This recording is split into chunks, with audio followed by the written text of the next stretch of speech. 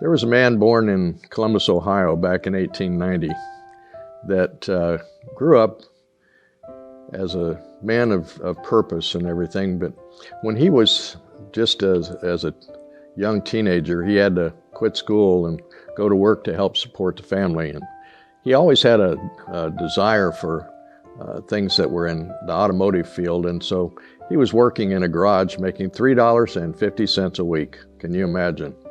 And so one day he decided that, you know, I've got to get better than this, and so he decided to take some courses, you know, and learn more about things, and particularly about automotive. And he decided too that he was going to go to work for the big automotive dealer in town, you know, and so he went over and walked in one day, and the owner of the dealer there leaned over a car, and he went into him and he says, you know, I'm going to come to work here tomorrow. And the owner of the company looked up at him and says, oh, you are? He says, did somebody hire you? He says, no, sir, nobody hired me, but I'll be here tomorrow and I'll be going to work and everything. And if you don't think that I'm worth it, then you can fire me.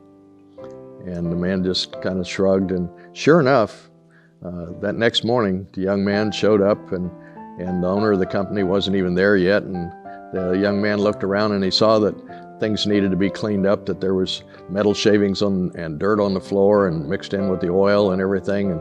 And so he just got him a broom and a shovel and everything, started cleaning up and just kept going. And sure enough, he stayed there. He got a job, and now he's making, you know, I think $4.50 a week or $5 a week or something. But this young man went on to continue to study automotive, and long story short, he became a nationally known race car driver and automotive expert and everything. And sure enough, come World War I, he became America's greatest ace flying in World War I. The man's name was Eddie Rickenbacker, and he went on to start Eastern Airlines and made a name for himself in many different ways.